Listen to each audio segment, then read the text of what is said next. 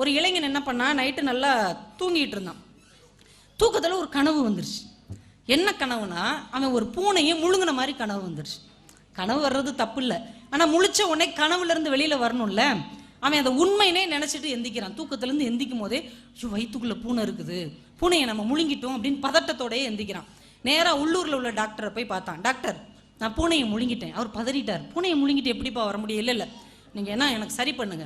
உடனே அவர் ஸ்கேன் எடுத்து பார்க்குறாரு. இல்லைப்பா பாரு, உண்மை இல்லை, நல்லா இருக்கு. நான் நம்ப மாட்டேன் அப்படின்னு மெட்ராஸுக்கு போனான். அங்கே உள்ள ஒரு ஆஸ்பத்திரிக்கு போய், டாக்டர் இந்த மாதிரி பூனையை முழுங்கிட்டேன். பூனையை எப்படா முழுங்கினேன்? முழுங்கிட்டேன், நீங்கள் பார்த்து சொல்லுங்க. ஆனால் அவரும் ஸ்கேன் எடுத்து பார்த்துட்டு, இல்லைப்பா நல்லா தான் இருக்கிறார். இல்லையா நீ இப்படி சொல்கிறேன்ட்டு மெட்ராஸில் இருக்கிறதுல ஒரு பெரிய ஆஸ்பத்திரிக்கு போயிருக்கான்.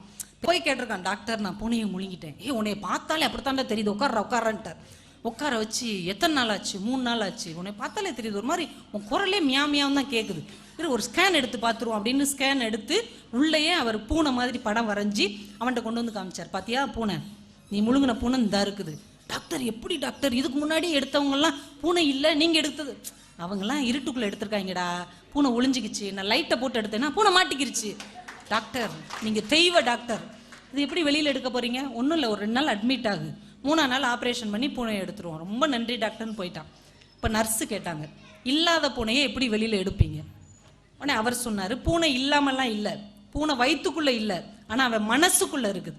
பூனையை முழுங்கினதான் அவன் நம்பிட்டு இருக்கிறான். அந்த நம்பிக்கையிலிருந்து அவனை வெளியில் கொண்டு வந்தால் தான் இந்த பேஷண்ட் வந்து பிழைப்பான். அதனால ஒரு சின்ன நாடகம் நடிப்போம், ஆப்ரேஷன் பண்ணுற மாதிரி. நம்மளுக்குலாம் புதுசாக ஆப்ரேஷன் பண்ணுற மாதிரி ஒரு நாடகம் போடுவோம்.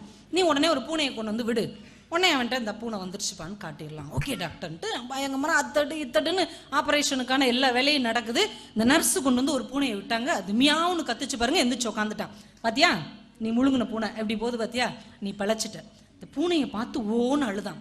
ஏன்டா அழுகிற அப்படின்னு உடனே அவன் சொன்னான், நான் முழுங்கினது வெள்ளை கலர் பூனை, வெளியில வந்தது கருப்பு கலர் பூனை.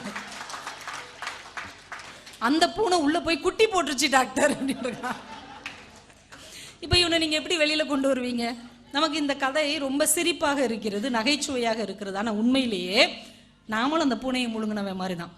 அவன் பூனையத்தான் முழுங்கினான். நாம் பேராசை, பொறாமை, எதிர்பார்ப்பு, ஒருத்தரோடு ஒப்பீடு செய்தல், நாங்கிற ஆணவம், இப்படி பல பூனைகளை நமக்குள்ளே விழுங்கி கொண்டு வாழ்க்கையை ஜீரணிக்க முடியாமல் நாம் தத்தளித்து கொண்டிருக்கிறோம். அந்த கற்பனை பூனையிலிருந்து என்றைக்கு நாம் வெளியில் வருகிறோமோ அன்றைக்கு நம் வாழ்க்கை ஒரிஜினலாக மாறும் என்பதை தயவு செஞ்சு ஒவ்வொருத்தரும் புரிஞ்சுக்கணும்.